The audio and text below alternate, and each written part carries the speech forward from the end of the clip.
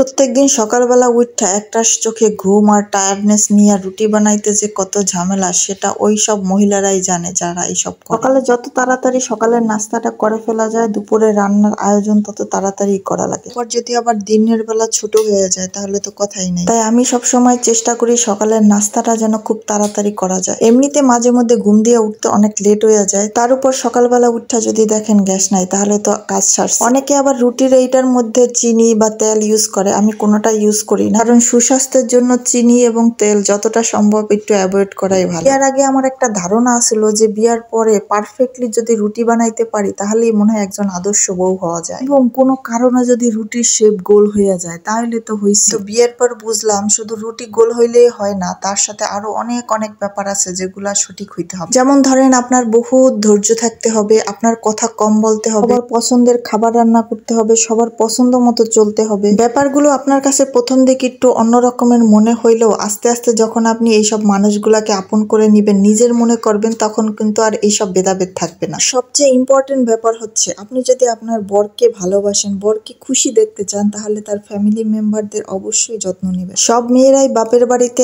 আদরের মেয়ে হিসাবে থাকে, কিন্তু শ্বশুর বাড়ি আসার পরে একটা নিজের সংসার হয়, সেই সংসারকে যখন আপনি নিজের মনে করে নিবেন তখন কিন্তু আর কোনো সমস্যাই থাকবে না। আপনার একটু এক্সট্রা এফোর্টের জন্য আপনার হাজবেন্ড যদি সবার সামনে বলে আমার বউর মতো আর বউ হয় না, তখন আপনার কেমন লাগবে ভেবে দেখেছেন? আপনি এখানে বলতেই পারেন আপনি এত কিছু সহ্য করে কেন থাকবেন। আসলে অন্য একটা ফ্যামিলিতে আপনি যখন আসবেন তখন তাদের সাথে চলতে হলে আপনাকে একটু বেশি এফোর্ট দিতে হবে। আর যদি ভেবে নেন যে ছেলে উপর থেকে টুপুত করে পড়েছে আর আপনি বিয়ে করে ফেলছেন আর কাউকে দরকার হবে না, তাহলে অন্য ব্যাপার। মাত্র অল্প কিছু বছরের বিবাহিত জীবনে আমি এটাই শিখছি যে ভালোবাসা, ধৈর্য এবং ত্যাগ দিয়ে সবকিছু জয় করা সম্ভব। তবে সবার শ্বশুর বাড়ি যে একরকমের হবে এমন না, কিছু কিছু শ্বশুর বাড়িতে আবার ভিন্ন উদাহরণ পাওয়া যায়। আচ্ছা, আমার কথা শুনতে শুনতে রুটি বানানোর প্রসেসটা কিন্তু দেখছেন, এবার কিভাবে রাখছি আমি সংরক্ষণ করছি এটাও কিন্তু দেখাই দিলাম। রুটি রাখার সময় উপরে এবং নিচে টিস্যু কিন্তু মাস্ট দিবেন এবং এরকমের বক্সে রাখার চেষ্টা করবেন। রাতে ঘুমাইতে ঘুমাইতে ভাবি কিভাবে শর্টকাট ভাবে কাজগুলো সারা যায়, না হইলে একবার মোবাইলের মধ্যে মাথাটা দিলে আর উঠাইতে মন চায় না। যদি পারতাম 2-3 দিনের রান্না একদিনে কইরা রাখতে তাহলে মনে হয় আরো ভালো হইতো। এটা কি আমার দোষ কম দেহি? মোবাইলের সাথে আমার একটা আলাদা ভালোবাসা সম্পর্ক, এটা রাখতেই পারি না। যতক্ষণ না পর্যন্ত এটা লাল বাতি সিগন্যাল দেয় ততক্ষণ পর্যন্ত এটা আমার চলতেই থাকে। এই লন, এবার রুটি খান আর আমারে ধন্যবাদ দিতে কিন্তু ভুললেন না।